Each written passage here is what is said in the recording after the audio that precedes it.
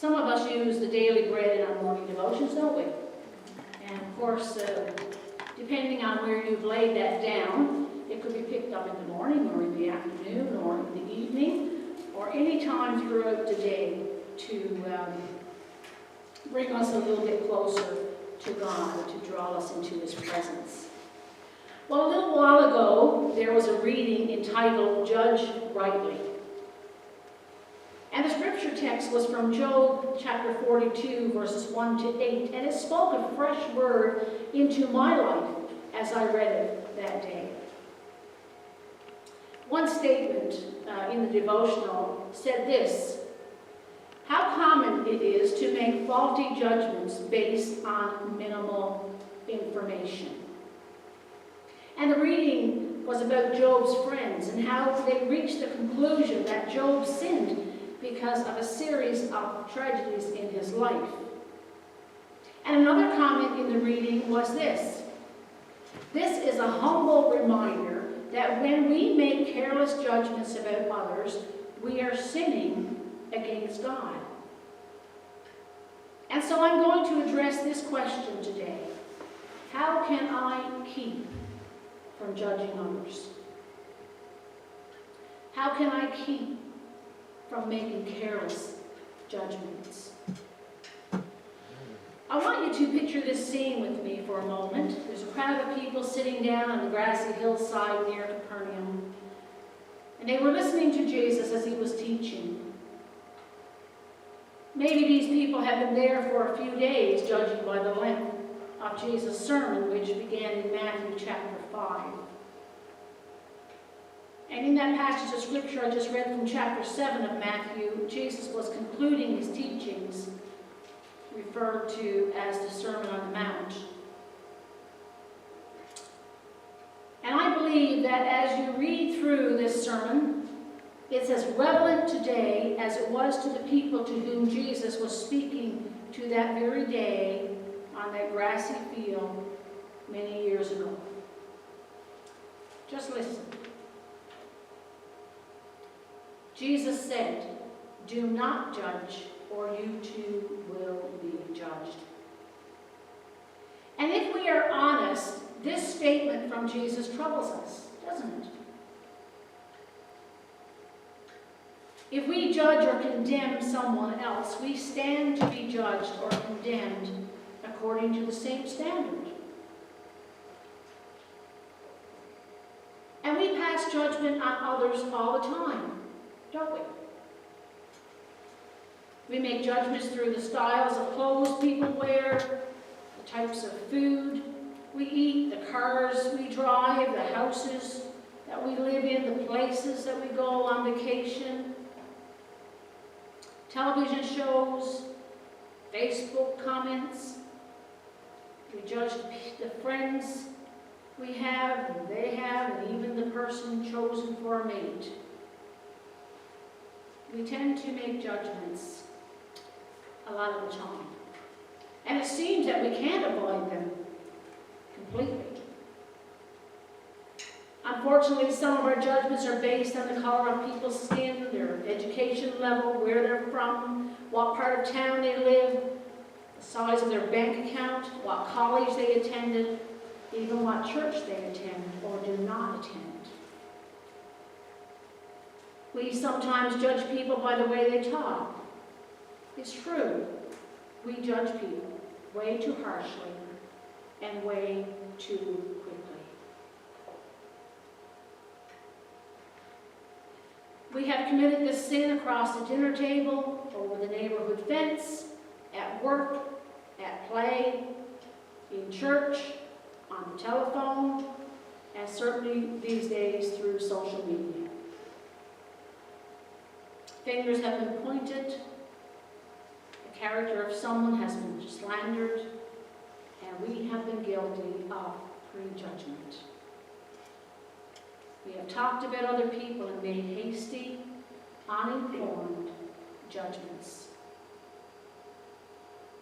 And so our Lord was commanding the people of that day, "Judge not, or you too will be judged." And he's also commanding us today. We are his children.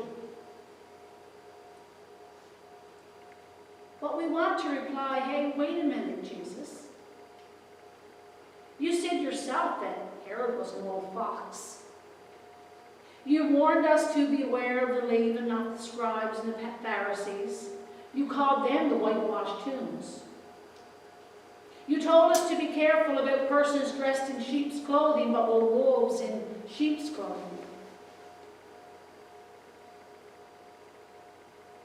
You have told us not to be like the persons who seek to have the first seats at the banquet. You instructed us that we would know your disciples by their fruits. And so by his commandment against judgment, did Jesus mean that we are not to have any judgment at all? Of course not.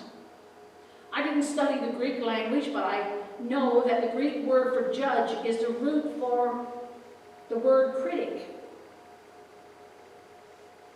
And the word judge here really means to censor another with unjust criticism, or express a bad opinion of someone's behavior, often because you think you are better than them.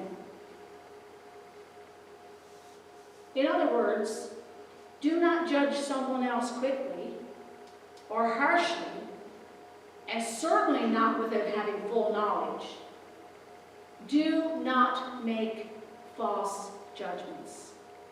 This was what Jesus meant when he said, judge not, or do not judge. So why are our judgments often so wrong? Well, first of all, we need to remember that there is none of us that are perfect. And we make the mistake of judging others without having all the facts. No one can possibly know everything about every situation, so we base decisions on information that's inadequate or false. We hear something from someone, and before we check the story out, we can't wait to pass it on. Or we see two people together and we draw conclusions about their lives. We are all guilty of doing this at some time or another. But that doesn't make it right. And the point I'm making can be summed up in this old Indian saying that I think is correct. You should never judge another person until you have walked 2 moons or 2 miles in his moccasins. And if we really knew what was going on in another person's life, if we really knew the burdens and the problems and the pains or the sorrows or the heavy load that he or she has had to handle in life, maybe our judgments of them would be entirely different. And so our judgments are often wrong. And we are also not very fair in our judgments because every person has some prejudice. Prejudice may blind us from seeing the gifts that this person or these persons have. Sometimes we may even verbalize our criticism and improper judgments on others and then wonder why they behave as they do. Our self-interest and expectation that everyone else has to see things from our perspective keep us from making sound judgments. And you know, judging has a way of returning to judge us. A lot of the criticism of others is really self-judgment. Psychologists tell us that often the things we most dislike in other people may really be a response to the weaknesses that we see within ourselves.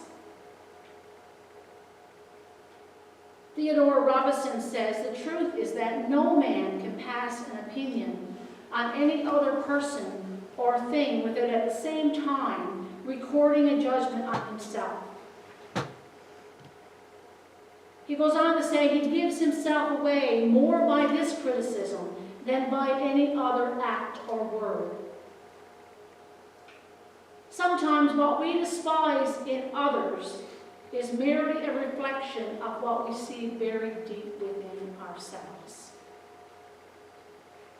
Sometimes what we despise in others is merely a reflection of what we see buried deep within us. And so Jesus said, you must be careful. You must be careful how you judge others, because the standard of judgment you use to measure other people will be the one by which your own life is measured. It is simply one of the facts of life. Sometimes the people who are always complaining about someone else's gossiping or voicing some other matter become individuals to be closely watched and examined by others.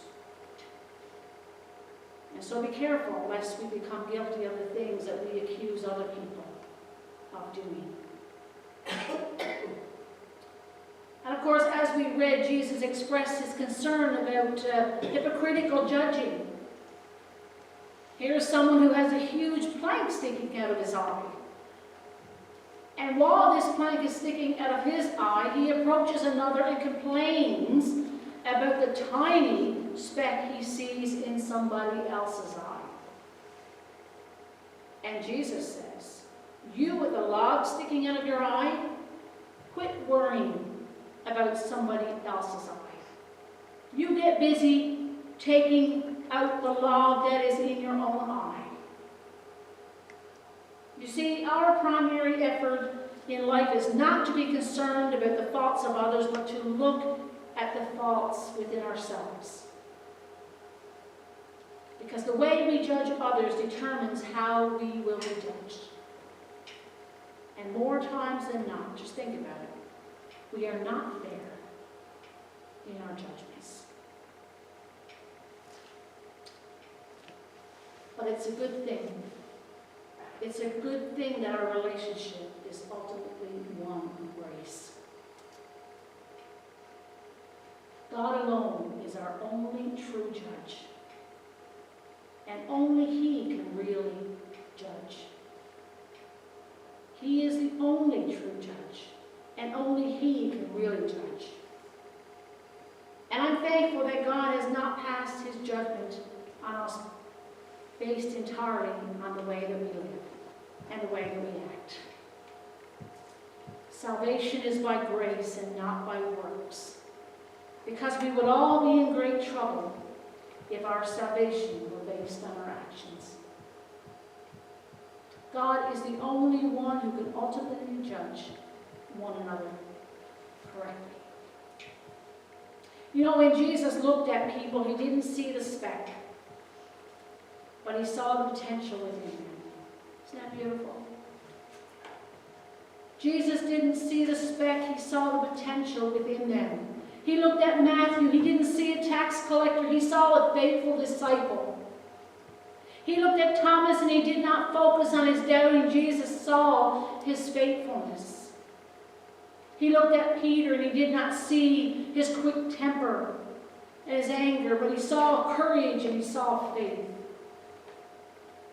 And he looked at the woman accused of adultery and saw not a prostitute, but he saw a committed disciple. He looked at Saul and saw not a narrow-minded Pharisee, but he saw a missionary to the Gentiles.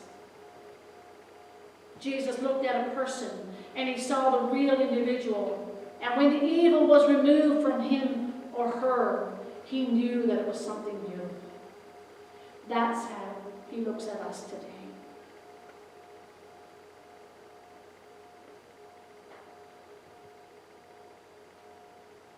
Jesus did not see the speck, but what the person was when he or she was forgiven and made whole. And that's what he sees when he looks at us, isn't it? Jesus knows we make mistakes, and we make many of them. But our relationship with Jesus is one of grace, and we thank God for that.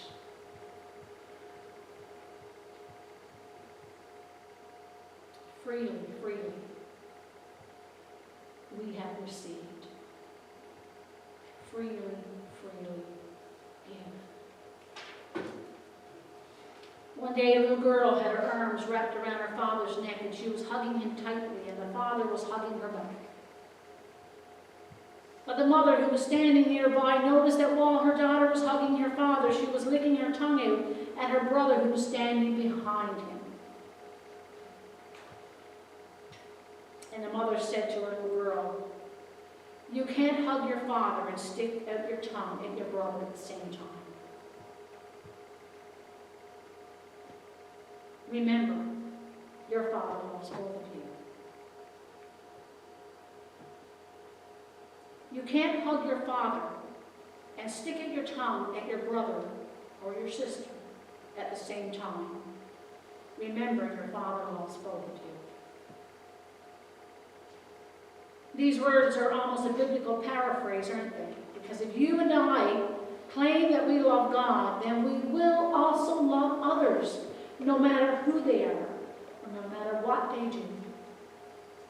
We will reach out to embrace everyone. And so remember, Jesus said that the judgment we use to judge other people is the same method by which we ourselves will be judged. So let's not be concerned about the tiny speck or the fault or the weakness that we see in somebody else. But let's look at the big log. Let's look at the huge weakness we see in our own individual lives. And let's make the effort to try and to change our own thoughts. Let's try to make the effort to try and to change our own thoughts.